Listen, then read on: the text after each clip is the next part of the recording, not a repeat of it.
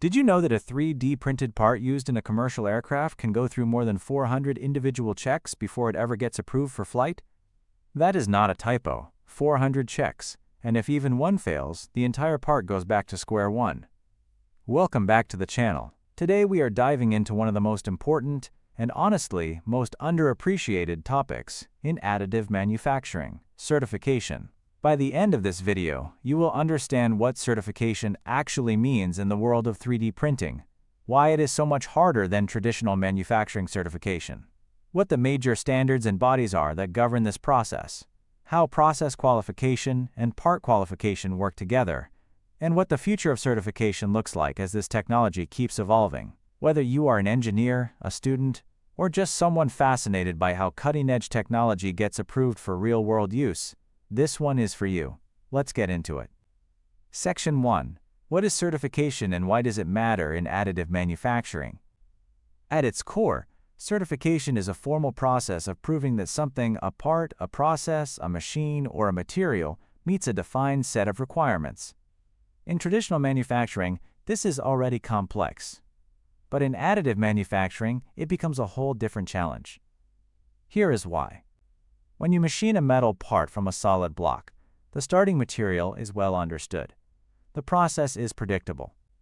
You remove material in controlled ways, and the result is consistent. But when you build a part layer by layer, using a laser and metal powder, the number of variables that can affect the final product is enormous.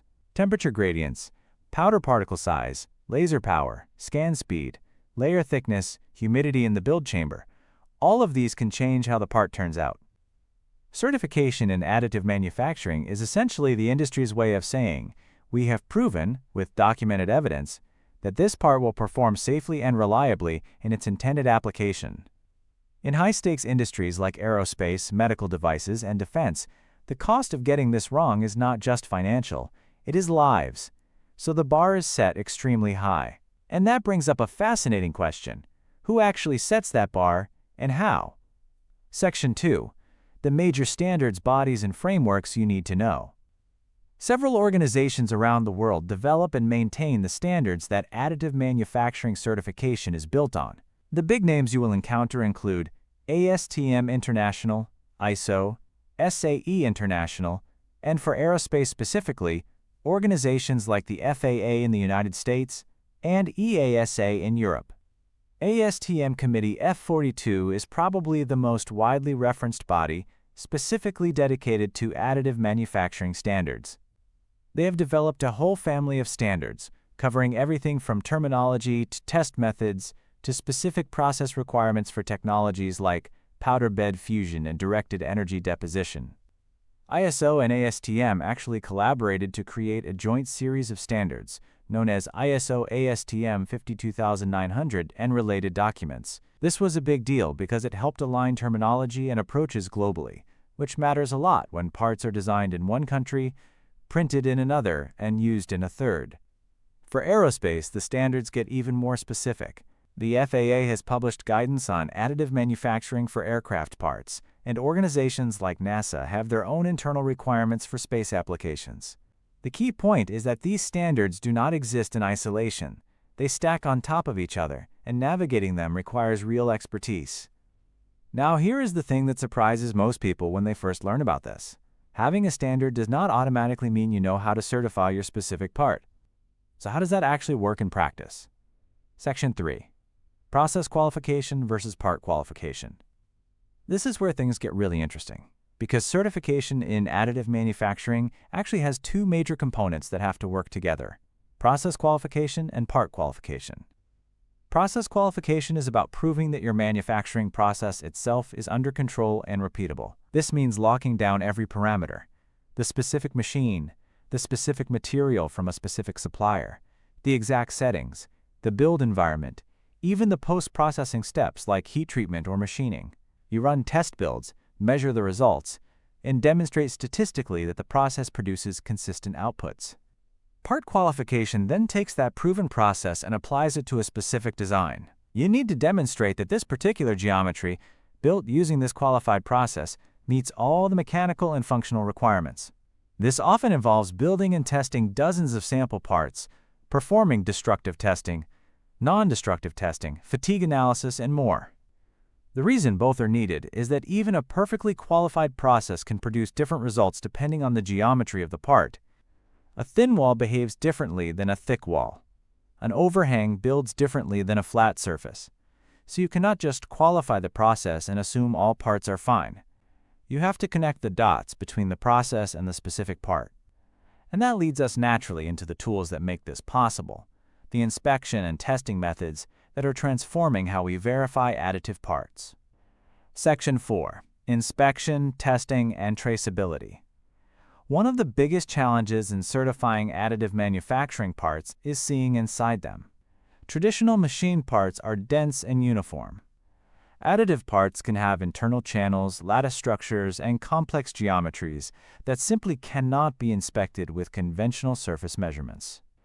This is where computed tomography, or CT scanning, has become a game changer.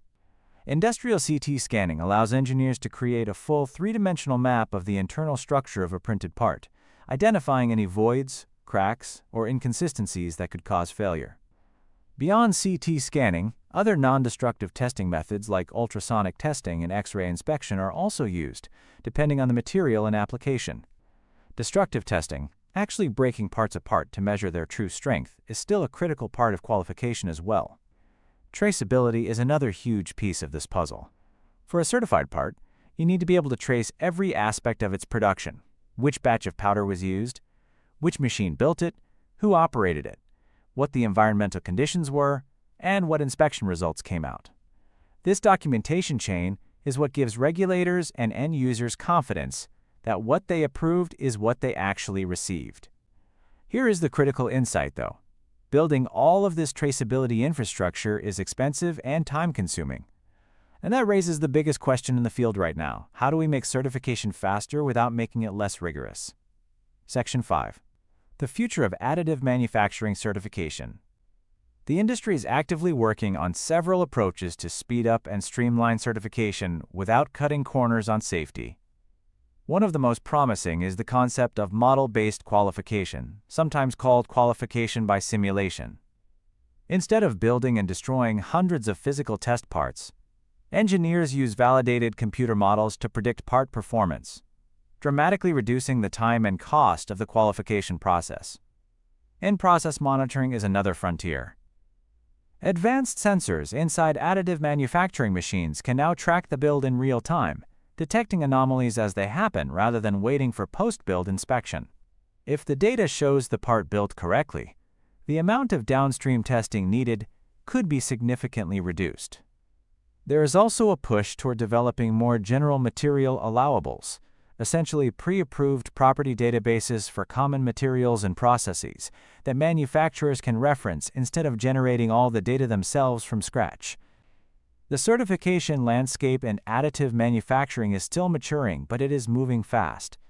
And the engineers who understand both the technology and the certification framework will be the ones shaping where this industry goes. So here is your takeaway. Certification in additive manufacturing is not just a bureaucratic hurdle. It is the bridge between an exciting technology and real-world deployment in applications where failure is not an option. It combines standards from global organizations, careful process and part qualification, advanced inspection methods, and a growing set of tools designed to make the whole process smarter and faster. If this video gave you a new appreciation for what it takes to get a 3D printed part into a real product, do me a favor and hit that like button. It genuinely helps this channel reach more people who are passionate about manufacturing and engineering. Subscribe so you do not miss the next deep dive, and drop a comment below with your biggest question about additive manufacturing certification. I read every single one and I use your questions to shape future videos. See you in the next one.